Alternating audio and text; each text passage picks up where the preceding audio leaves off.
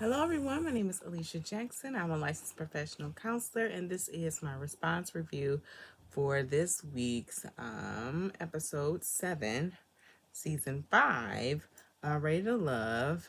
That's what friends are for. A little Dionne Warwick moment, as stating the title of this um, episode. But this was very eventful. I had to take lots of notes. Sorry, I'm old and I read from them because how am I gonna remember everything that happens?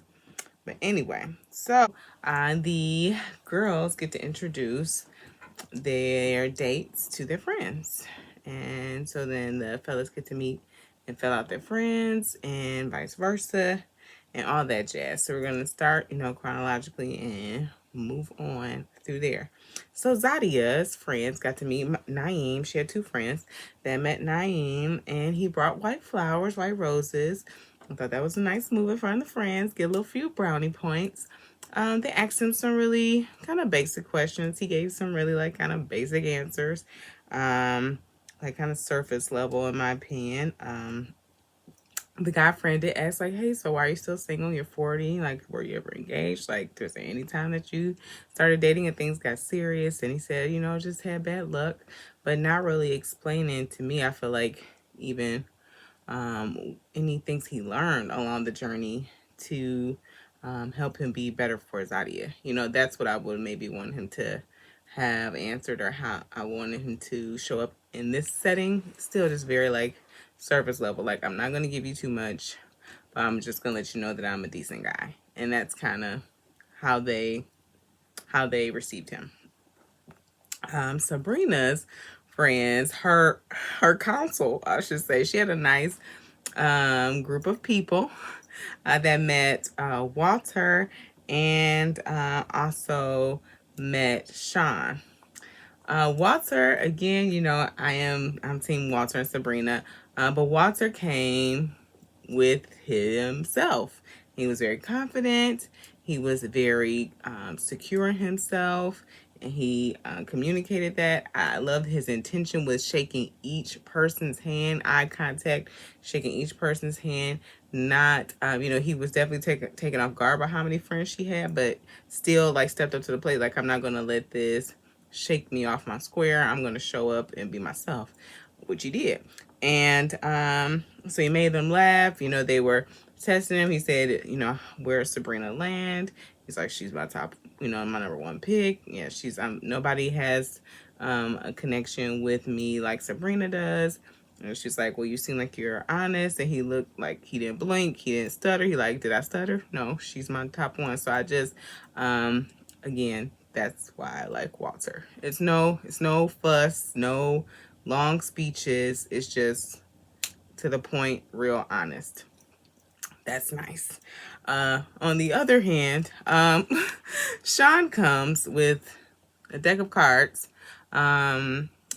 expecting a game of spades. I don't know what he was expecting, or what the producers told him, or if he's seen episodes before, or even just met other people's friends. When you meet someone's friends, I think the expectation is there, or my assumption would be that the friends are going to be a little, interrogative. They're going to be, asking those serious questions, especially for him being up in age, and being protective of their friend. But he was caught off guard by this, and he was not prepared. He was not prepared. But he did, explain his misspeaking of, saying that he didn't want to hurt her, and, he don't want to be 2 months or 3 months down the line, and then, their relationship ends. So he did explain that, but still her guy friend was still like, well, I don't understand. If you are being upfront and honest, what would bring up the possibility that you would hurt her? And that was a good question. He said, make it make sense. And he said, no G's, X, say, make it make sense. Which I was like, I don't know if that to be accurate or not. I feel again like he was just caught off guard, and maybe he was looking for a bromance with the only guy in in the friendship circle, like looking for him to have his back or support, because of that. I don't know what that was about. But I just think, again, like I said in the video prior from last week's episode, I feel like he really likes Sabrina. He's attracted to her.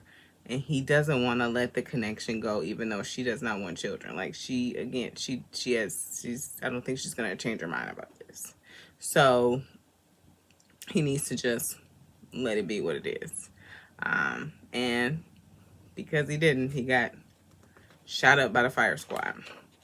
And the whole only paying a bill or two, that just kind of made it worse. But that was that. The friend, though, I want to make sure I mention this. So the friend, after he asks, like, I don't understand how you could hurt her in the future if you're being upfront and honest. He said, I feel like he's going to stifle your movement. I feel like, that was a harsh thing to say to her with him present. And at the same time, I agree with his assessment. I think, just kind of reiterating what I just said prior, like, because he's like holding on to, I like her, but I also want a kid. It's like, you gotta choose. You have to be, when you're dating, you do have to be decisive. And so he knows this. I want to be a dad. Let's keep it moving. Okay, so even though Sabrina is really cool, she's really beautiful, we really vibe well, and we have a great connection, she does not want children. If you know that this is not going to change, like you're not gonna sacrifice this, then move on to the next person. So that's that. So Camille's next date, Camille's friends meet Cornelius. Woo! Camille's friends are hilarious. They kept Camille honest. Because they're like, so all of a sudden you're okay with saving yourself for marriage, even though she was kind of acting like it was a big deal that Courtney wasn't in previous episodes. So that was kind of interesting. So that was something that her friends were like, oh, all of a sudden now you're okay with this? Interesting.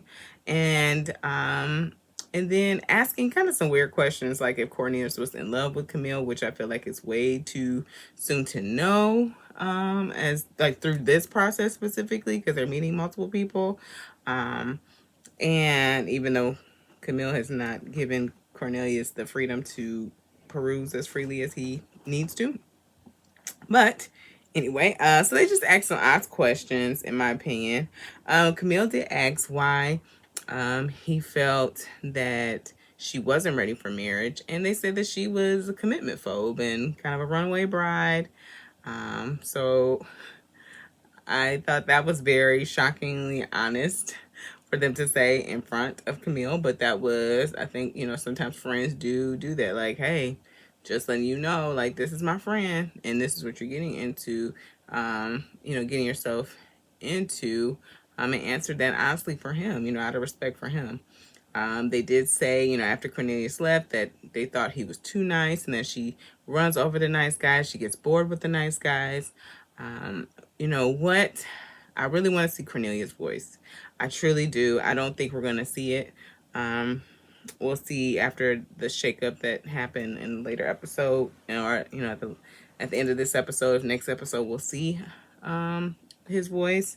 I think Camille would really respect Cornelius more if he were to say, hey, I know that you like me and I like you too.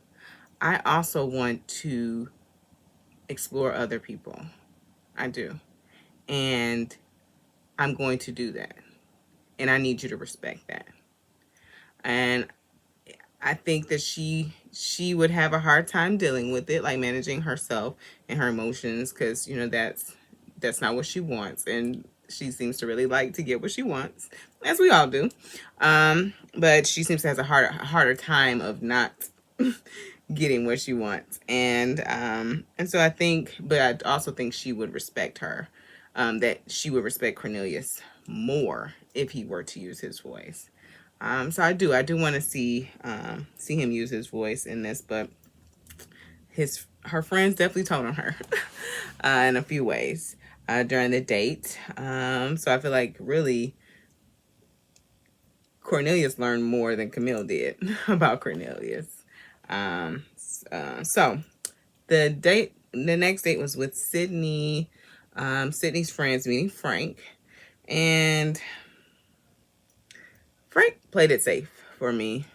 I agree with her friend Dallas, Sydney's friend, that he was kind of just very safe answers.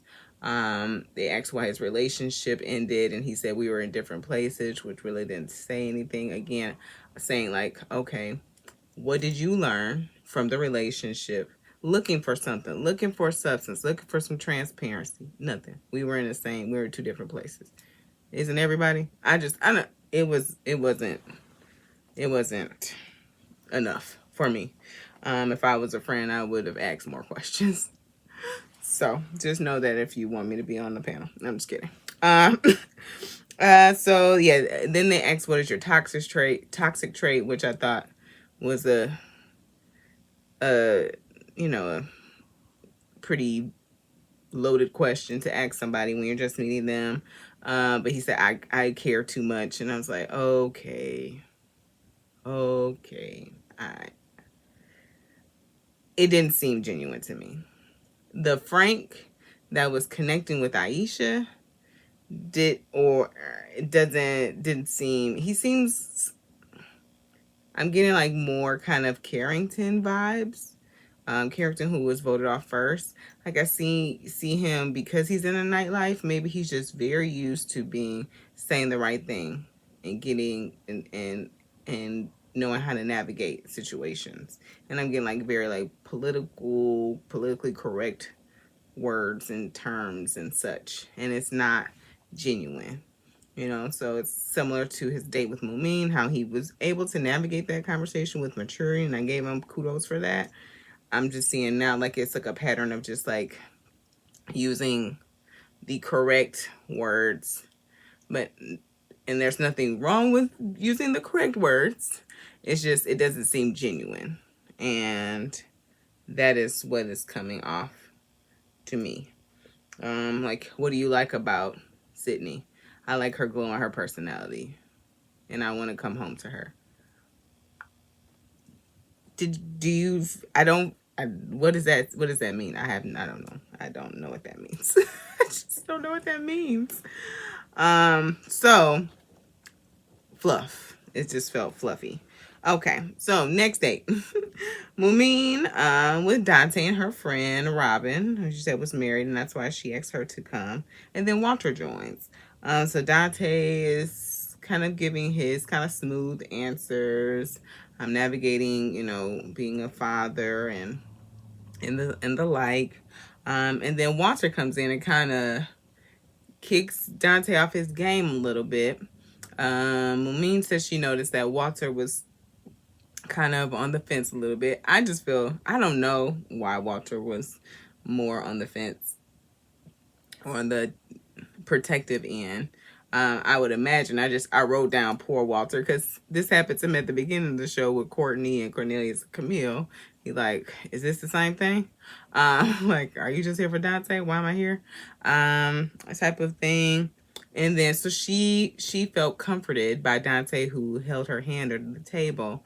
I feel like Momine is still, even though she has a lot of depth, there's some parts of her that lack a little discernment. So like she was comforted by Dante. I just wanted her to be curious about like what would make Dante, hold my hand. Strategically he's sitting next to Momine. And so he can do that. I feel like he was just trying to one up Walter. That's what I see, because this is a game, right? This is a game. So I see that's kind of what that was about. I don't really feel like he was trying to comfort Mumin in this situation. So, just how she kind of gave Corey brownie points for some of the things that he did. I don't feel like Dante gets brownie points for holding her hand, but that's that. I did like how Walter stood his ground when Mumin's friend asked her, or asked him, like, are you ready to make a commitment to Mumin? He was like, another man just left like 2 minutes ago, and you want me to make a commitment to Mumin? I'm open. Walter's my favorite on the season. If you haven't noticed, I have a bias. It's Walter. But I liked that. So we'll see where that goes. I don't know. Dante is a mystery guy to me. And speaking of mystery guy, my mystery man of the season, Phil, the one who we know nothing about. At least we know that Dante has 3 kids by 3 different women and has had trouble navigating because of that, right? I know that. I could say a little splurge or a little something about, I know nothing about Phil. Okay, but he had a date. He's doing something right because he got a date with Tashia, Aisha, and Shiloh. And he navigated these 3 dates well. He used his jokes that we saw, like with his initial gym date when he had with Shiloh when Carrie was still on the show. So that jokey stuff. But that's all I've seen other than him, comforting Aisha when she was talking about her miscarriages last episode. So just again the joking kind of thing, and that's normally what you do in situations like this. So these are not, these are not big, huge red flags or anything like that. I'm just saying that this is again what we're seeing. So he's at least consistent, I guess, in that arena. He's trying to work his connections like gingerly, not saying who is top and who's not. But he did kind of slip a little bit and said that, Shiloh is the strongest connection out of the ones that he has. So I really feel like this: Shiloh, Aisha, and then Tasia. Just also in body language as well. So hugging all the girls, they did like a frame where they had a still shot of all the hugs of the young ladies. Shiloh, he kissed and hugged at the same time. Aisha, he just hugged. Tasia, he just hugged. Body language during the date as well, said that he was more connected to Shiloh. In previous Gentleman's Lounge, he said Shiloh was his number 1.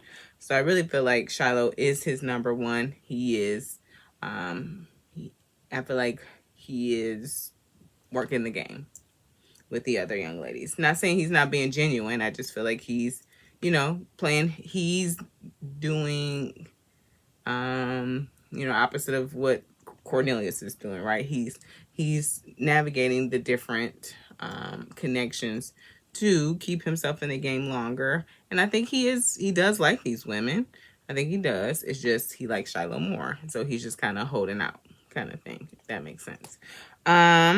So the ladies' lounge, it gets very heavy. Whew. I said, man, the ladies were in it. Okay. So the ladies review their dates, and that happens. They talk about Sean and how he flopped, and how then, the ladies have not really connected with Sean. They talk about Cornelius and how Cornelius is like pretty much married to Camille, kind of thing. And that comes up. So we kind of get a sense that these are 2 gentlemen that they're going to have their talk to. And then Tommy leaves. And then more juice comes out. So Aisha, she initially said, and I think this is actually when Tommy was still there. Tommy was still there when this happened. Aisha initially said that she told Phil, because they were talking about the 3 girls, we're talking about Phil, like, hey, did you know that Phil was dating all these 2 other women the same week that you were dating him? And so she said, I told him to stretch so I could see how far he would go. And so it was like, I want to see him and see what he does. I'm going to observe him to see how he's going to move in this situation, because that's going to tell me more about him. So she's using this as a way of learning Phil, right? which I feel like is a wise decision. It's really, and Camille and her had this little banter where it's ironic both of them were mimicking each other. But Camille, I think, where she didn't understand really what Aisha was saying, is really what she could take a couple notes from Aisha to let Cornelius do the same. Like, so if if Phil comes back and chooses Aisha, she has more security in that choice because she allowed him to make that decision upon himself. Cornelius, it's interesting. Cornelius, during their date, described himself in his confessional saying that he is a straightforward guy. I actually disagree. I don't think Cornelius is a straightforward guy. What you see is what you get. I don't believe that at all. I believe that Cornelius has a hard time with displeasing people, and um and so because of that, you don't know where you stand with him. uh Cornelius is not 100% with Camille, and or decided on Camille as she is to him. She's ready to buy the dress. He is not ready to buy the ring. And so I think that's where, like, Camille's misunderstanding Aisha's statement of, like, her saying she's backtracking. I think she's saying, hey, I want anybody who's interested in me, I want them to be able to peruse whoever they need to. And at the same time, is getting to the place where we need to make some decisions. And that's what Tasia was saying. And Aisha agreed. And then Tommy leaves, and then there's this huge blow up because Tasia, who I feel like was kind of being a little messy, but she said, has Cornelius made his decision? Zadia said, I don't think so, but it's time to draw the line in the sand.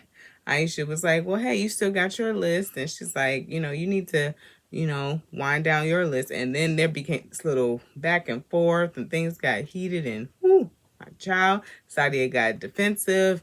Aisha was trying to state, her point, give clarity. Zadia was not backing down. And she said, well, then we all need to, you know, narrow down our list, and I guess she felt like it was, and she did state later to Aisha, like, I felt like you were coming directly for me. And I don't understand what that was about. I don't know if there's a previous stuff that we don't know about. But Zadia really took offense to that and really made that a personal thing when really it was something that everybody needs to do. So I don't know if there's a guy that they're sharing that we don't know about, if there's a connection that, previously was happening. I don't know if she's, I don't know what was happening there. But after that, I felt bad for Sydney because Sydney was like, well, I'm new. And so, they may be still stretching because they're getting to know me and I'm new. And nobody has sympathy for her. Not nobody had any empathy or compassion for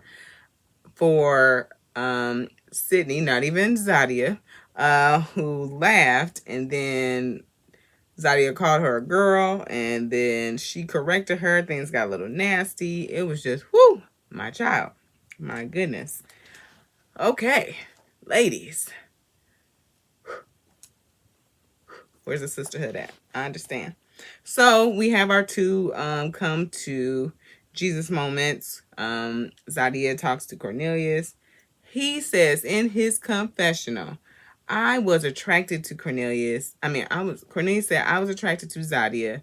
And I felt like because they were friends, Camille and Zadia, that I had to step carefully because I didn't want to do something that I wasn't supposed to be doing.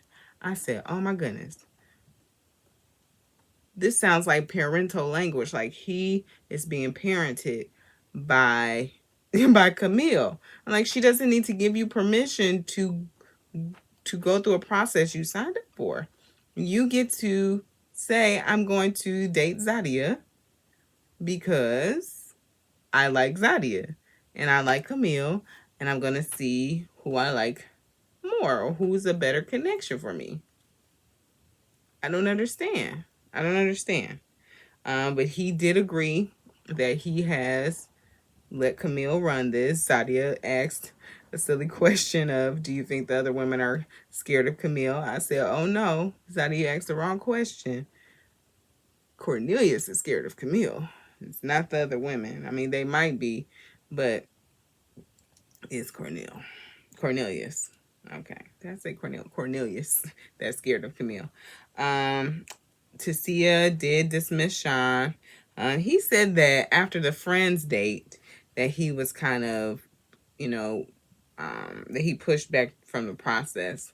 I think he was probably definitely, hurt and offended by the friends date. Understandably so. They did come at him pretty bad.